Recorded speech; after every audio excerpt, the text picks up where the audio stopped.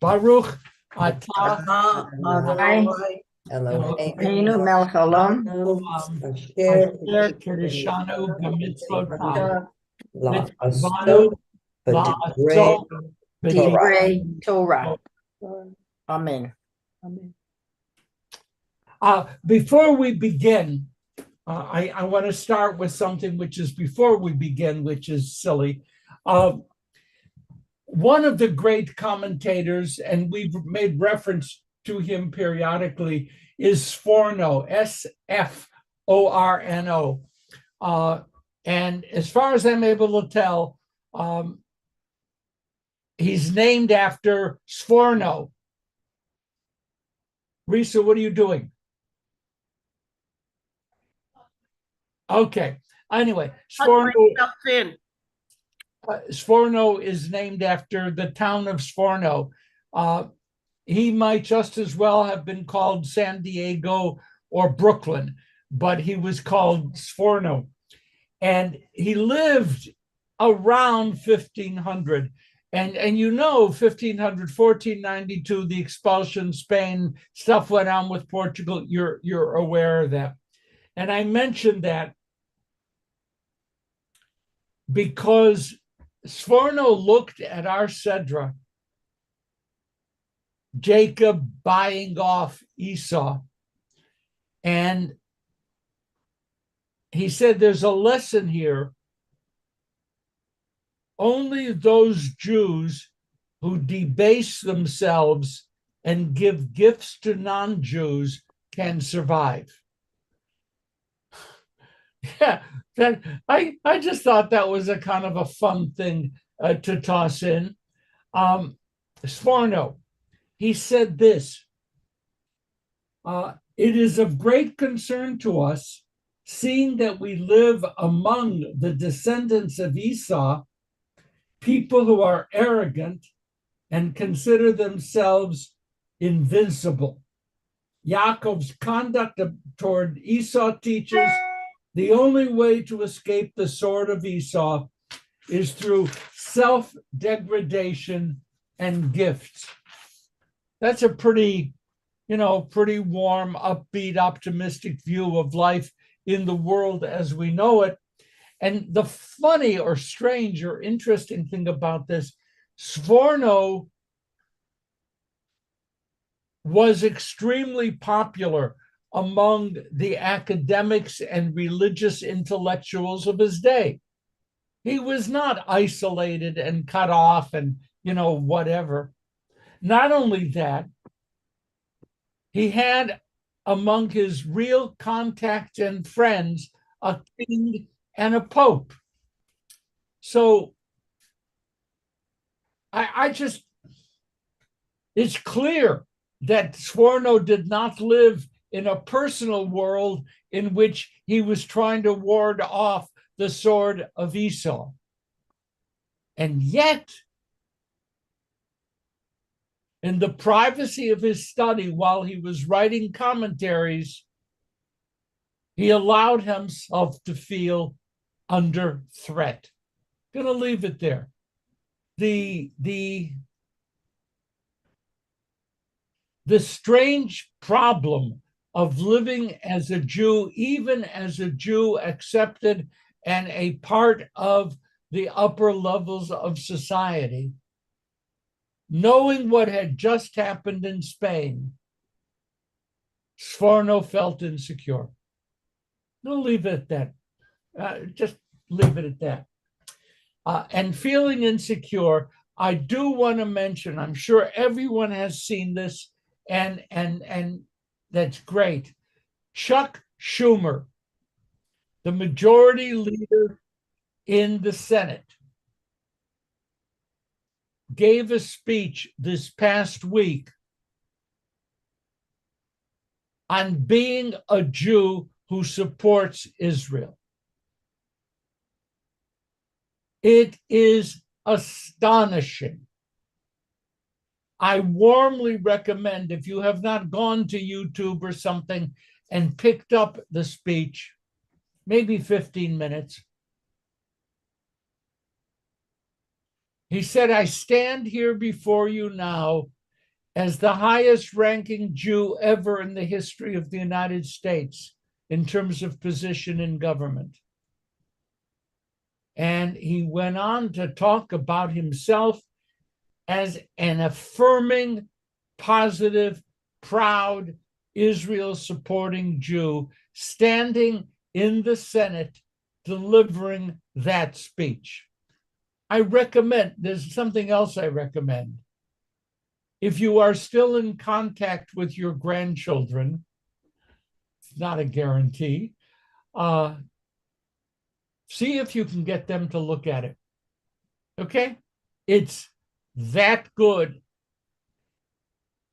maybe that momentous. I'm going to leave it there. But an incredible speech by Chuck Schumer. You know from other stories that one of my very closest friends in the world is a Republican so far right that he considers Trump a flaming liberal. And he sent me a note. You know what I think about Chuck Schumer, but this is really good. Okay, a calendar. Wednesday, December 6th, I will be speaking at Sisterhood. Cindy, any word about that or just? Yeah, we're going to keep the original schedule. You'll be on at 11. Risa will have the link that you can send, or it's on in any of our old agendas. Risa, if you have it, it's the same link. So we'll be letting you in from 11 to 12. If you're on Zoom, you can't join us for pizza, unfortunately. And then on the 13th, we're having Hanukkah in Santa Monica at Froman's. We would love to have a bunch of Chevra Torah people there. Froman's is very accommodating. They give us individual payment. You could bring wine. They don't charge you. And it's just a very low-key, lovely dinner. There's big portions, so everyone always has take home for the next day. You either need to register through the Wilshire Weekly or to let Susie know. She's the chair of the evening, and she needs to know if she needs to save a seat for you. We'd love to have you all there. That you can register through the Weekly, and we're having Shabbat dinner with friends on the 29th. That is, again, at Froman's at 6. That is not in the Weekly. And again, you need to let Susie know if you want to join us. We'd love to have you at either of those events. It just would be great to have a Chevra Torah table. That's great. Reese and I are going to be there. On the 13th. Oh, Romans, December 13th. Yes, we're going to be there for that. So that's December 6th, speaking at Sisterhood. By the way, Cindy, I heard the really lovely promotion you made for Froman's and stuff like that. In the New York Times this morning, an Israeli chef is presenting in New York latkes at his restaurant for Hanukkah, $10,000. The latkes are covered with real caviar. So I understand that Froman's is doing well, but do not think that this is the greatest, okay? Susie will make sure they have lots of latkes that night. Okay, but the caviar, okay. Thursday evening, December 7th, the first night of Hanukkah, and Friday evening, December 8th, is the dedication of Resnick. And I'm sure at this point, a sellout. They only could take 500 people because they don't have the COO, the certificate of occupancy, for part of the auditorium. So I'm not responsible. And then Wednesday, December 13th, besides dinner at Froman's, which I misspelled, is the current events, the next current events event. Okay, we're going to do a little bit of brief checking in. If someone has something that they would briefly like to share with us, then we're going to jump into Torah. We're going to do that. So anyone have anything that, oh, Susie, yes, please. I have two things to add. First of all, if when you come to Froman's, all the spots are taking in the front, just go around to the back, go through the parking lot of Froman's, make a left turn, and there are 2 nice size free parking spaces. And the second thing I want to say is last night at Shabbat services, 2 either nephews or relatives of the deceased Dory Sherry. Sherry, yeah. Yes, they wrote a book. They put it together, and it's a Hanukkah book. It's exquisite. It is so beautiful, and it would be a beautiful gift for your families for during Hanukkah. Okay. Dory Sherry, just one thing: the 8 nights of Hanukkah are all themed according to him, and they are exquisite themes like consideration and morality and all these beautiful concepts. Okay, we got it kind of quiet. Okay, thank you. Move on. Thank you very much. Thank you. I am a little bit offended, Susie. I know you can handle this. You're a strong person. You're having a group of people coming together for Friday evening, and you're offering them parking spots. Shabbos. Oh, okay. Well, if you want to walk, Okay. then let me know. I'll arrange something for walking. Okay. Anyone else have something to share? Yeah, I just wanted to say I apologize for not being around the last 2 weeks. My son is on the cross-country team for Pali High. Last weekend, they were in the state championship. They came in 6th out of the entire state. My son averaged 5 minutes and 3 seconds per mile. Whoa. It was great. The week before, they won the city championship, and the team had the fastest time ever on the cross-country track at Pierce College. But I'm back today. Okay. Whoa. Okay, that's beautiful. Anyone else? If not, we're going to go in. Okay, Merle. So our younger granddaughter's in a dance competition locally this weekend, and they got, for her solo and 2 team events, she got 3 platinums last night. Wow. The highest you can do. And there's more this afternoon that we'll go to after this is over. Mazel tov. Thank you. That's great. Exciting. Okay, anyone else? Okay, I'd like to get into rape. I think that would be a lovely way to spend Shabbos together. We're going to go to Genesis chapter 33, verse 18, 33:18 to 34:30. It's a big hunk. 33:18 to 34:30. In the Plout, it's 2:23. And I am sure you're aware, and some of you are much more aware than I am, that the rape of Dinah, D-I-N-A-H, the daughter of Leah and Jacob, the rape of Dinah is one of the most significant concerns of feminist rights place, story in the Torah, the role of women, the power of women, the powerlessness of women. The rape of Dinah is something which is talked about a lot. And the first thing I'm going to say to you is that calling it rape may be inappropriate. And we're going to read it. And I'm perfect. I'll give you, my address if you want to send evil notes or something, but it may not be rape. And we're gonna look at that rather thoroughly. It's very interesting. Go to 34:1, and on page 223. I'm going to read the opening line, and I'd like to hear how you respond to Dinah or Dinah. Dinah, how you respond to her. One day, Dinah, Leah's daughter, whom she had borne to Jacob, went out to see the women of the locality. Tell me about Dina.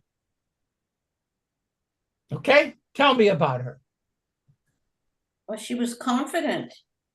Good, thank you. Keep pushing. Good, confident. Yes. Anyone else? She wasn't afraid to go out on her own. Correct. And, I say correct. I mean that you're reading what I'm reading. Yes. and she seemed to be comfortable with the people of the locality if she went out on her own to be with them. Yeah, she was with her own folks, with the women, with the group, whatever. It doesn't stipulate they went to Starbucks, but you can almost pretty much assume that's what happened. Okay, Sukasa, you just have a hand. No, just okay. Yeah. So here you have Dinah, the Bat Leah, the daughter of Leah, who was born to Jacob, went out to see the people of the land, the Hebrew says, are the people of the locality. Fine. Women. She went out to see women. Yeah, she went out to see women, and you know, presumably, you know, she didn't go out to play paddleball with the men, and she went out to be with the women, and she went out to be there comfortably. My next question is much more complicated. And boy, you know, Steve Miller's going to miss being here today. What are the component elements of a rape? In your minds, and I guess, you know, not lawyers, what do you think constitutes a rape? Lack of consent. Okay, we're going to do for hands up if we can. But Cindy, lack of consent. Is that what you said? Mm-hmm. Okay, lack of consent. Okay, Natalie. Okay, I don't see Natalie. Anyone else want to come in? I'm going to wait to try to get a couple more people. Being forced, forcibly. Okay, Rebecca. It's violence. It's a violent act. A violent act without consent. And we're just trying to get, you know, how you understand someone, you read in the paper, somebody was raped. What are the elements you expect that were there? Violence, lack of consent. What else? Okay, Doris? Someone who's been taken by force. Someone already mentioned without her permission, obviously, but taken by force and used for their own purpose. I think what you've added here is the word taken. She's taken, right? And good, that's great. Any other elements of rape that you would like to put in? Susie? Brutality. Thank you. Okay, Rebecca. I was just going to say the same thing. You're hit. You're brutalized. You're hit. You're physically Violated. violated. Yeah. Okay, Sukasa. I think that we need to look at this in the context of the time when it took place. I don't think that the action was considered rape. What we would consider rape is described as rape in those days. It's, in other words, women were more property. So taking a woman, it doesn't necessarily mean it had violence. It's just that the man did it and the woman had to go along. Okay, but we were first just trying to get, do we have enough of the elements of rape? Is that, okay, good. Okay, so Excuse what me, are the elements of rape? And the question I asked then was, Rabbi, where? I don't see. Fern. Oh, Fern. I just want to add, I don't think it necessarily needs to be physical violence in the sense of, you know, hurting somebody. It's still rape. Somebody may not resist and it doesn't have the same element of the brutality. It's still rape. By the way, thank you for, I do remember reading, and I guess it's now a part of the law, that women have sued their husbands for rape. Yes, that's correct. It's lack of consent. It's penetration with lack of consent. Okay, cool. Okay. When I first read those lawsuits, I was like, what? But now, you know, I'm very slow to be woke. And of course it's true. Okay, now I want to, there's just so many little interesting things here. One day, Dinah, Leah's daughter, went out to see the women of the locality. And Shem, son of Hamor, the Hivite, the local prince, saw her and took her, the word vayikach lakach, he took her, vayishkav ota v'aneha. He lay her down and this is the key word, it says raped. The translation says raped. And I am claiming that the translation violates the text. And I don't like this translation. I'm going to be okay with forced her, took her by violence, something like that. But he, the translator, says rape, and that's already jumping a little bit far ahead. And then Mine says disgraced. Oh, good. wow, what translation do you have? Safaria.org. Name dropper. Whom did you see last week? Oh, Joe Biden dropped by. Sfaria, which is a very, very important place, and they said disgraced. That is a contemporary. Tamara, please. Yeah, the JPS I have says lay with her by force. That's the idea of force. Tamara, Vayaneha, how would you translate it without the book? How Violated her. violated? Yeah. It's Violated. It's not necessarily sexual, but it is forcing someone, exerting force to torment, to violate, or to afflict. Okay, I like all of those better than what's in the Plout. The other Hebrew thing is it doesn't say he lay with her. It says he laid her. It's sort of she's an object, and Vaishkavota. It's not Vaishkavota. So he put her down. He laid her. Yeah, literally laid her. Isn't that interesting when you look at a translation and you think you got the image of what the text says, and then you realize you don't, Howard?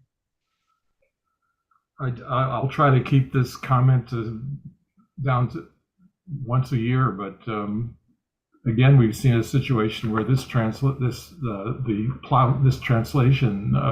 is wrong, but all the others don't do it this way. None of the other translations do it this way. Or at least I've got 3 translations that I looked at first, and none of them say rape.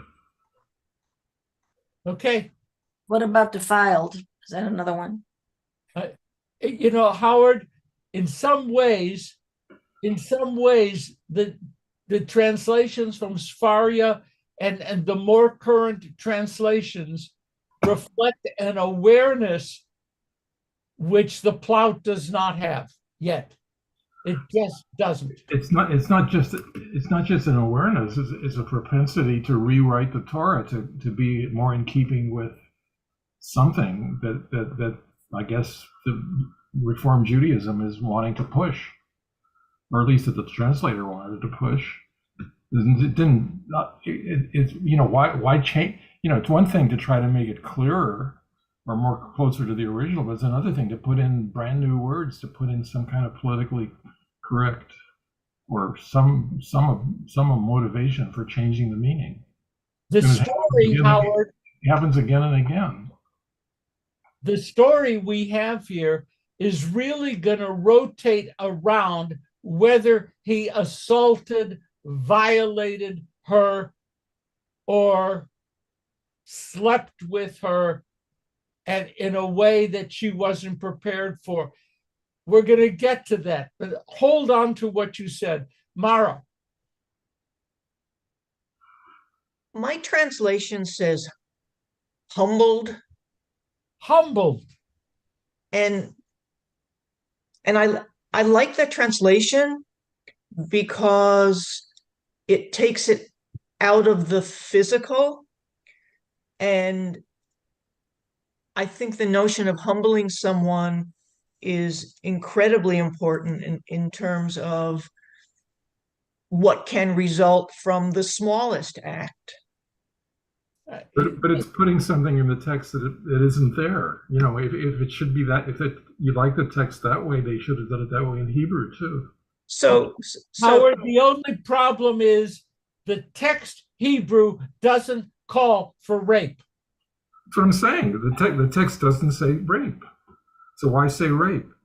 I'm not suggesting it was a physical act, though. That's my point, that by using the word humbled, that it gives it a much broader context.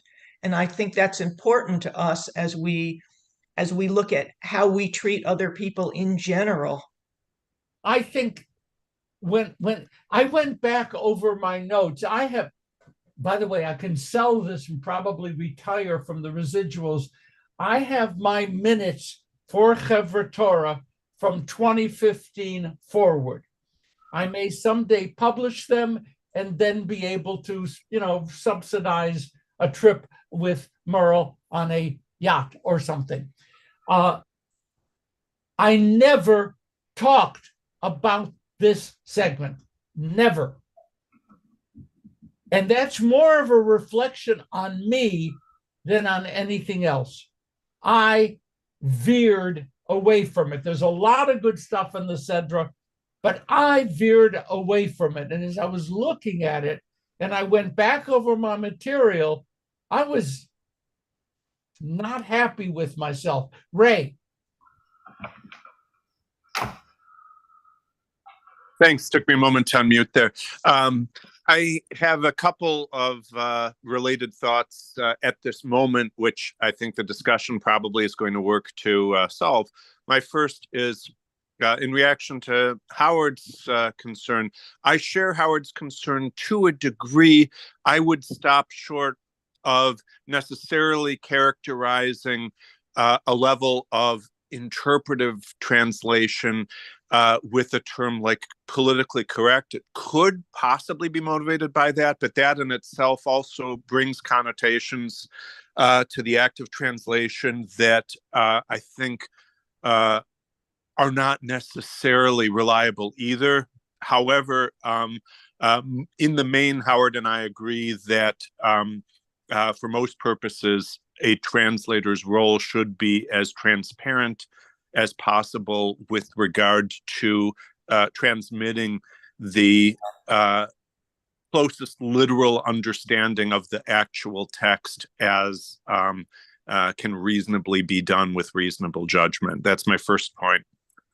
My second point, which is more of an open question that I bet we're going to tackle as we go, which is that though we have prejudice in how we use language in contemporary times when we translate, we have to accept that at the time of the Torah's redaction, there would certainly equally have been a vulnerability to bias. And I have to question if it be accurate, more or less faithful to translate the original as defiled or dishonored or something like that.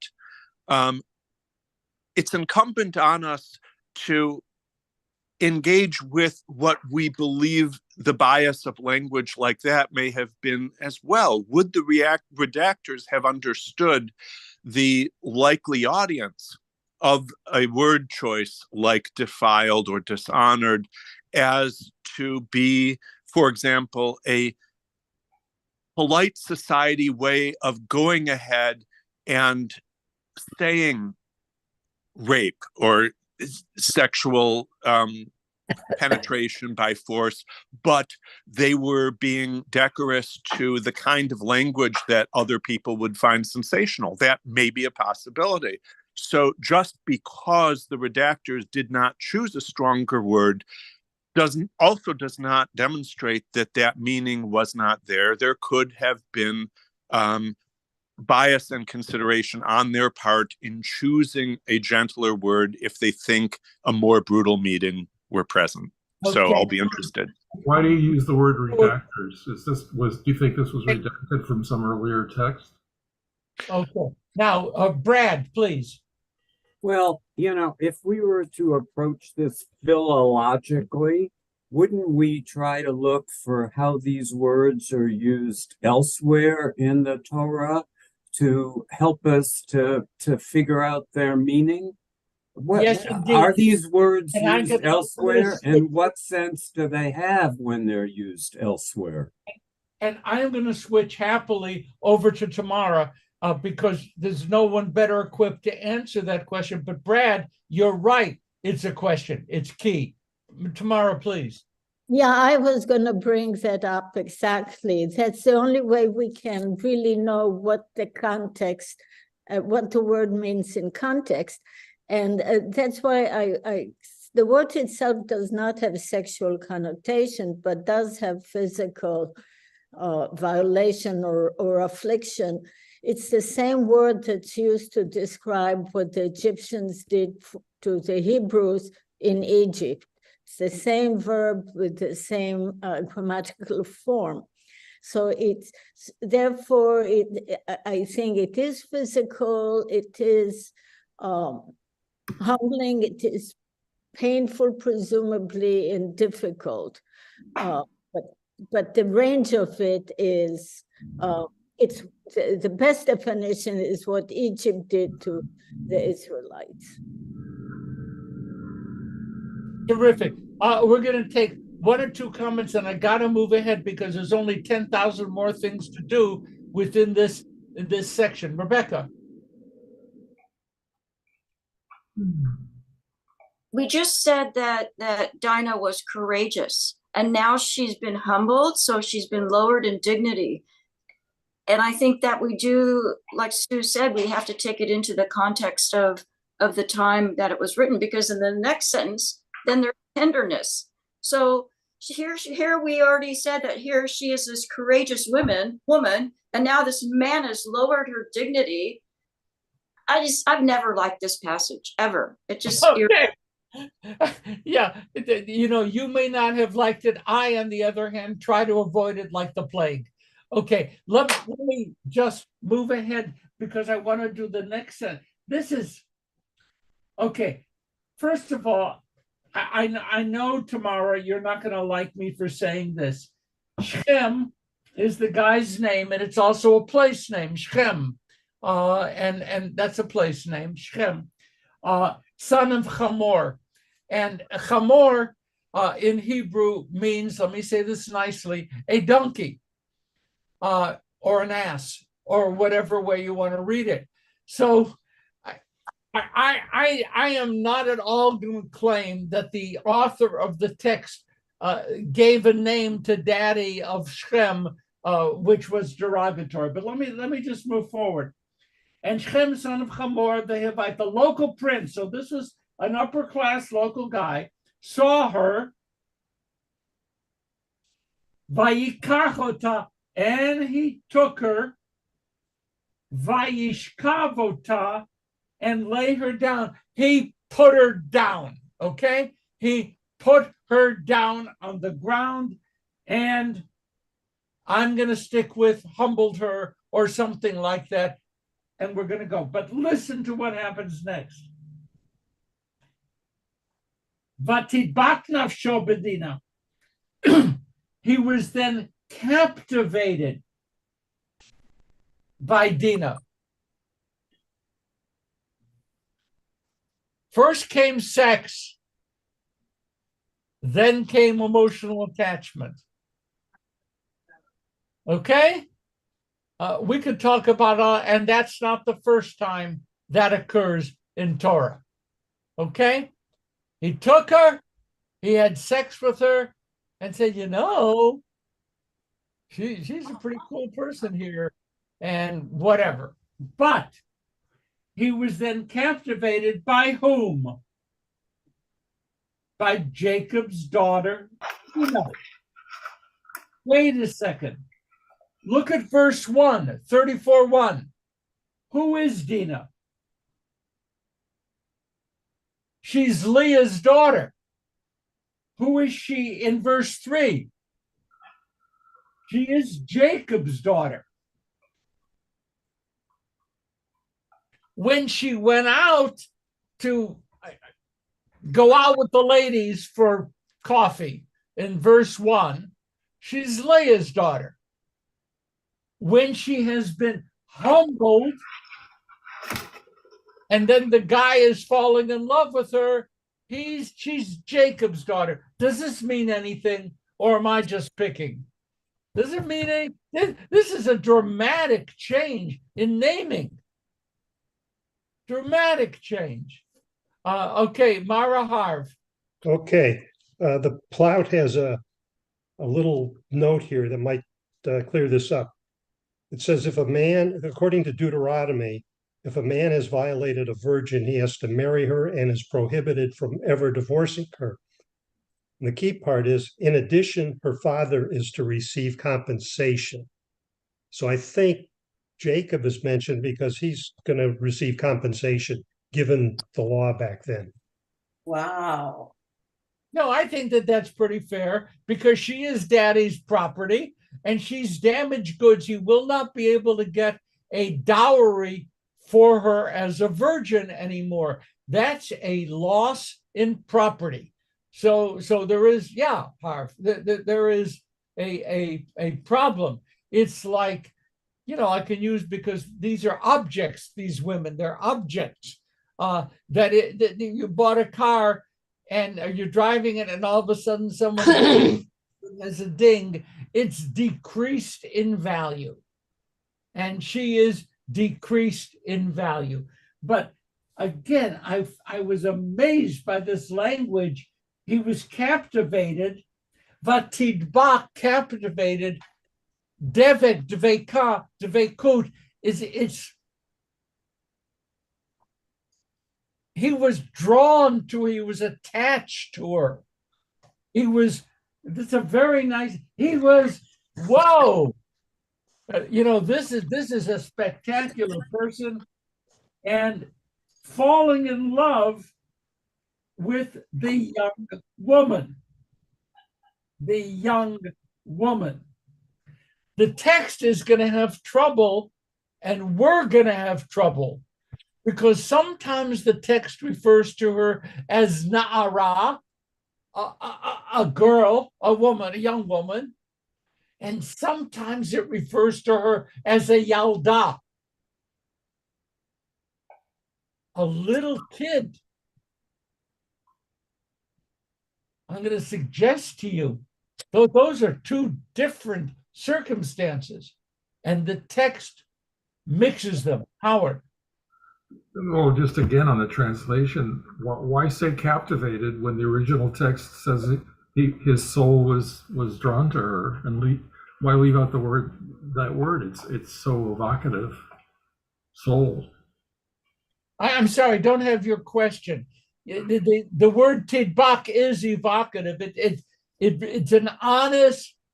He was. It says the tivak nafsho. He was attracted to her soul, or no, nefesh really means the whole person. It's not what we think of. So nefesh chaya, a living being. It's the whole person. Because it is translated in other translations as something more like his very self clung to Dinah. Yeah. That is very precise. Okay. For those of you who have daughters, I include myself in the group, the father's responsibility for the well-being of the daughter is absolute. He must protect his daughter. And part of it is property management. And part of it is his job as father. Now, he was captivated by Jacob's daughter and fell in love vayehav et hana'ara, and he fell in love with the young woman. Now, Tamara, I know that my brain has been warped by my growing sense of awareness about human sexuality and gender differentiation. The actual Torah text doesn't say na'ara, it says na'ar. And I'm not supposed to pay any attention to that. Just a question. It happens in a number of places in Genesis where the hay drops off and you just go with the context.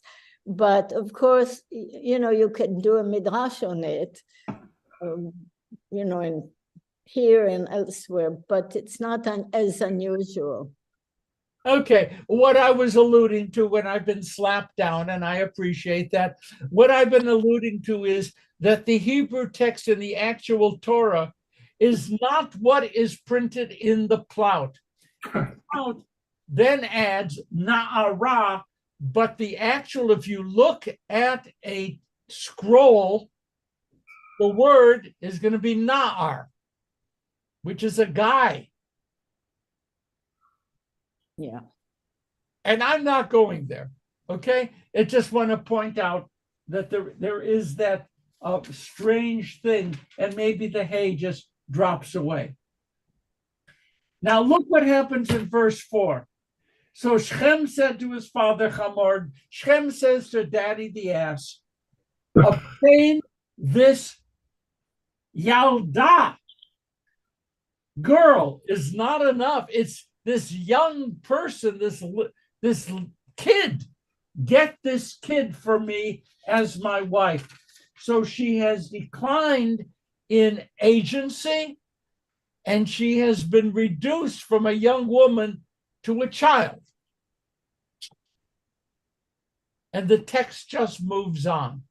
And I find this all more than fascinating. More than fascinating.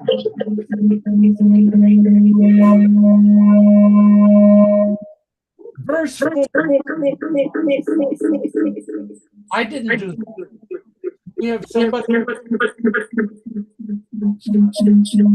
What is that? I don't know where that's coming from. Ray, you need to mute. Okay, now listen. Verse 4 and verse 5. Vayomer Shem el Chamor aviv, and Shem said to daddy Chamor, get me this little girl to be my wife. After the event, Shem goes to his father and tries, it certainly is true, and Howard said it certainly is true that in standard ancient Jewish law, to have intercourse with a virgin in this way is tantamount to engaging in the process of marriage. You can't just discard and move on. And Shem is saying, okay, Daddy, I was just, like feeling good today, but I like her. Let's go ahead with the style of the place and get this girl for me as my wife. Look at verse 5. The Yaakov Shama, he heard, ki timeh et Dina. It puts it in the English. I don't know, Howard, I don't want you to attack me again on translation. At the time that Jacob heard that his daughter had been violated, the way I read the Hebrew, and I accept that I'm not reading it right, that he violated, defiled his daughter. And they put this in the passive, and I don't know why. But wait, Jacob heard that Shechem violated Dinah, his daughter, and Jacob's sons were out with their herds, the flocks. What did Jacob, our patriarch, do in the face of the violation of his daughter, or subduing, or whatever? Okay? Nothing. So he kept quiet until they came back. Brad. Well, maybe this is, I don't know. I'm looking at this a little bit differently, possibly. I'm wondering if, how would Jacob have known if he hadn't heard about it from Dinah herself?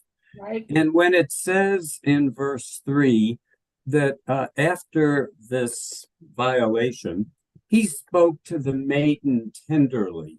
And I'm wondering if there wasn't some agreement then on that part, on Dinah's part, some type of consent at that time, so that she possibly went to her father, explained what happened, and said that she wanted to marry the guy.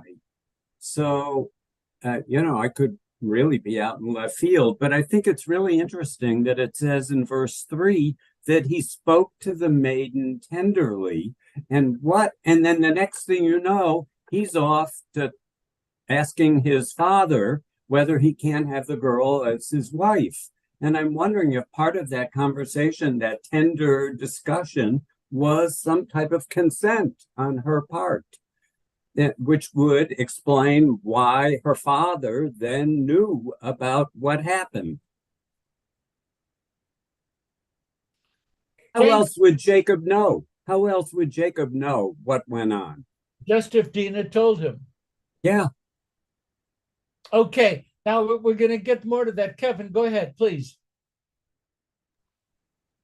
Okay, to go back to verse 1, where Dinah went out to visit the daughters of the land.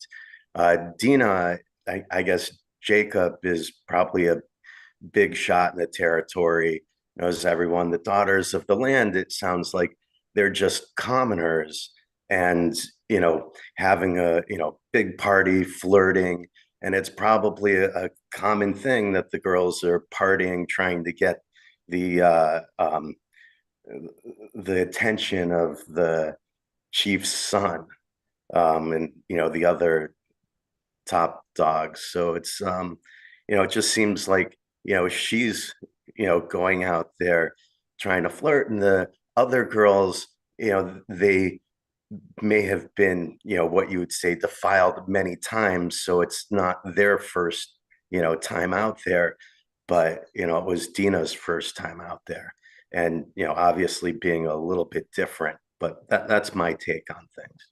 So I see Dinah going with her girlfriends to a bar or a lounge or whatever, and the girls were getting drunk and kind of flirting, and Shechem came by, and so Kevin, just finish my vagrant thought. The fault of the rape is therefore, come on, man, finish your thought. Therefore, the girl that's showing herself. Okay. But yeah. There we go. And the good news is that this is being taped and shown all over Wilshire Boulevard. And we now know that Dinah did this to herself, and girls who go with their friends to a bar are inviting rape or violation or whatever. Tamara, do you want to, you're smiling, and you didn't smile when you disagreed with me, but okay. No, I think Mara put it there and you repeated. This is what has been said time and time again about women, and it's a terrible thing to say. You said terrible? Yes. It's Okay. terrible to say that that is what girls want when they go out to a bar with their girlfriends, or when a young girl goes to the field to get to know the other women in the neighborhood, that she asks for it. That, yeah. I didn't mean to say that she asked for it. I'm saying that she wanted to get the attention of someone, and you know, it's not the I guess the end all being defiled. So that's a little bit different. I'm just saying that it sounds like, you know, that might have been a normal thing that was happening, and I guess to the other commoners. So there's different types of people that were out there. There's like the common people, and then there's the people who have parents that you know, bring their kids up more righteously. You know, the way that they said, it's the local daughters of the land, which doesn't sound like, you know, the next door neighbor. It sounds more like, you know, I guess the commoners.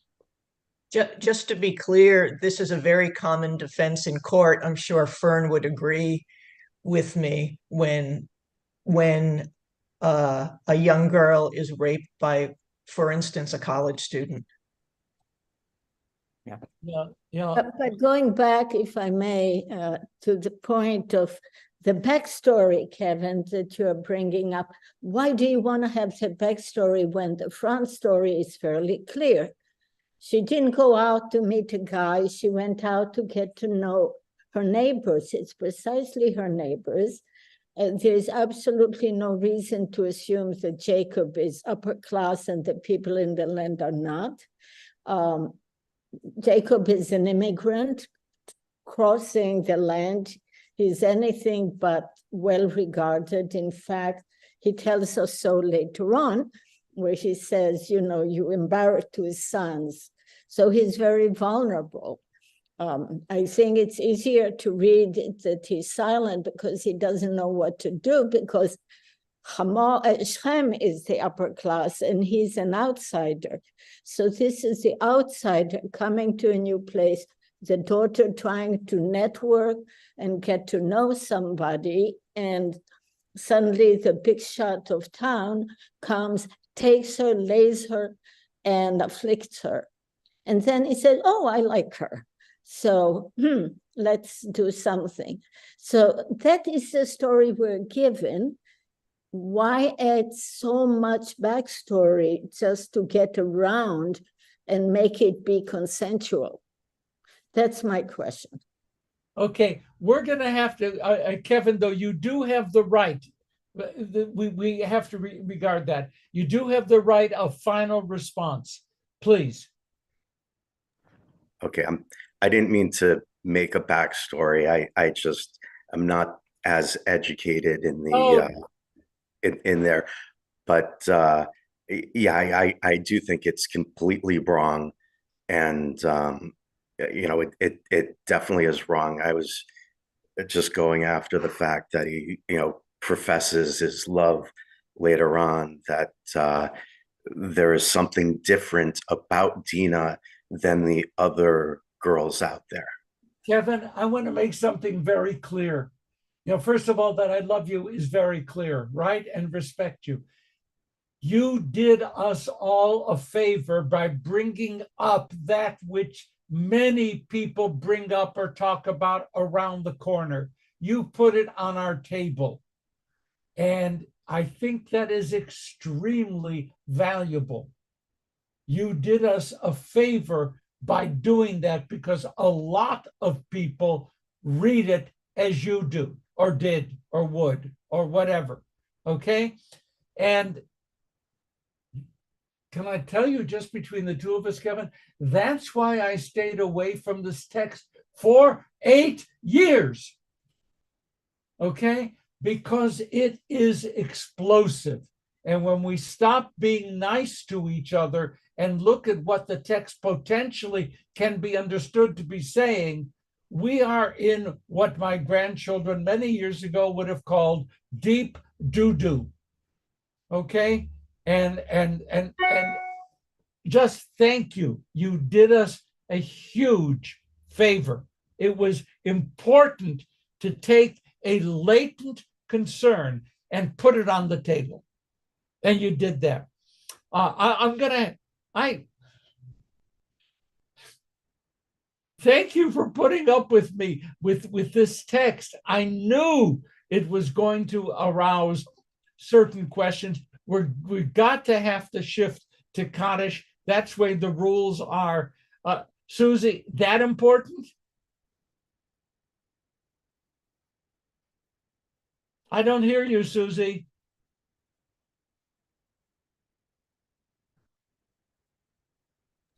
Okay, can you hear me now? Yeah, but make it quick. We really have Okay, to. making it really quick. Shechem, I think we're overlooking when it says that he spoke tenderly to her after they had intercourse, okay? He might have been rough, he might have been too excited, blah, blah, blah, blah. That sentence makes me think that he might be somewhat of a mensch, okay? That's it. Okay, and I want to Look that. tomorrow's note to Kevin because it's there and it's public. Thank you for bringing this very common interpretation up. It is that. I didn't mean to come on so strong. No need, Kevin, to back up. Okay, Guy? No need, because you brought up something which is real. And then she says that a student of mine, Gabe Ruitt, wrote a book on this, 2,000 years of interpretation of our text. And his book, well, the text itself is extremely controversial. And you allowed us to touch that. It took us 50 minutes of walking around it for you to do what we needed to have done. Thank you for that. I'm going to have to exercise the non-authority that I have and just go to Kaddish. But do you understand what a wonderful group of students you are? Do you understand that? This has been incredible. Incredible. No, we didn't solve it. But the Torah text here is extremely challenging. And it reads so simply. Dinah went out and then the Shem and this. By the way, by the time they're all done, Shem, his father, and all the other men are dead. Okay? It doesn't end well. This is very controversial. I got to move. I'm enjoying myself. I'm not allowed to. We move now to Kaddish, and Max, I hope you'll come back and join us. Because this has been terrific. You just never know what's going to happen here. Those who have passed away during this past month: Richard Warren Bank, Marilyn Baum, William Burnkrant, Nan Brostoff, Lisa Cohn, Kat Elterman, Ralph Foxman, Vinay Dunya Hawley, Anna Hemd, Clive Hoffman, Stephen Loeb, Adrian Zobel, Harvey Weiner, Gary Winnick. And yahrzeits that have occurred during the past week: Isaac Alex, Sam Bailey, Morris Barkin, Ezatola Bassari, Sarah Baum, William Becker, Jerry Bendit, Beth Benson, Philip Berman, Milton Blaine, Janice Block, Sam Breitbart, Elke Brenzel, Nat Bubar, Harry Kammer, Frank Kaplan, Lil Cohen, Shelley Cohn, Hallie Brock Cohn, Max Coleman, Ben Don, Bessie DeFalco, Charles Dolgener, Rachel Eliakar, Henry Epstein, William Feinberg, Anna Feinberg, Hyman Fischler, Nathan Fleischer, Roger Weiss Fox, Betty Friedman, Evelyn Freeman, Natalie Friedman, Lee Gelfond, Ann Gilberg, Toby Gold, Abraham Goldberg, Joseph Charles Goldman, William Gray, Ruth Green, Esther Myers Green, Tuba Hakim, Harold Hecht, Bertha Heichner,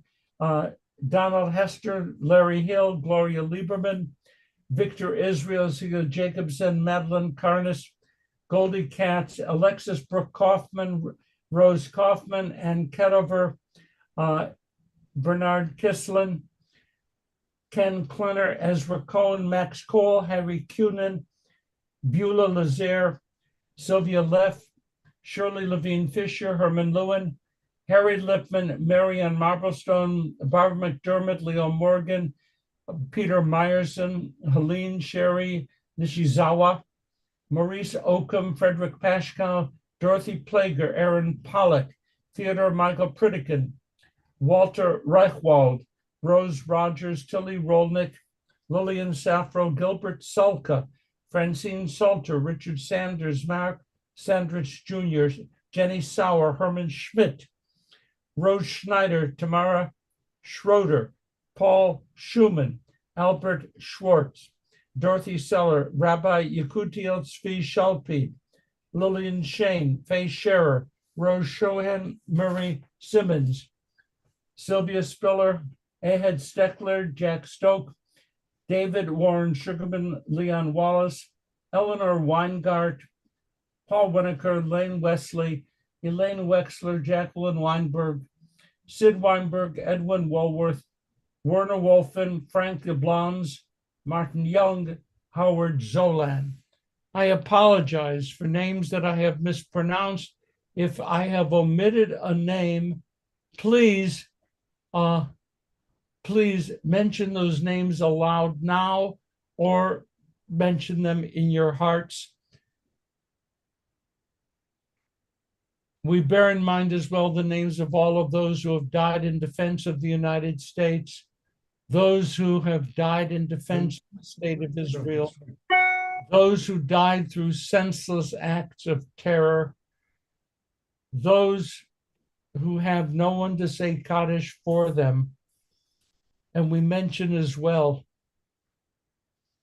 the innocents, the young, all of those caught up in violence not of their making. They're all in our hearts, and we pray for a better time. We're ready to join together now in Kaddish. Yitkadal, Yitkadash, Yimei Rabbah, Bialma Divrach Rute, Biamlich Malchute, Bechayechon, Yomechon, V'chaye Dechol Beit Yisrael, Ba'agala, Zman Kariv Imru Amen. Yehei Shmei Rabba Mavarach, Li'olam Li'omei Almaya, Yitbarach, V'yishtabach, V'yitma'ar, V'yitromam, V'yitnaseh, V'yitadar, V'yitaleh,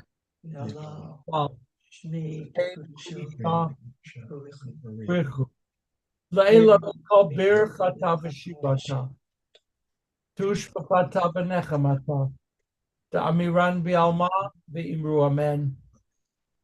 Yehei Shlama Rabba Min Shemaya, V'chayim Aleinu, V'al Kol Yisrael, V'imru Amen. Oseh Shalom V'romav, V'yaseh Shalom. Aleinu V'al Kol Yisrael, V'imru Amen. Have a beautiful Shabbat, everybody, and a beautiful week. You too. We'll be Thank seeing you. And Next week. Thank you for today. Just thank you. Thank you. Thank you. Shabbat shalom, everyone. Shabbat shalom. Shabbat shalom, everybody. Shabbat shalom.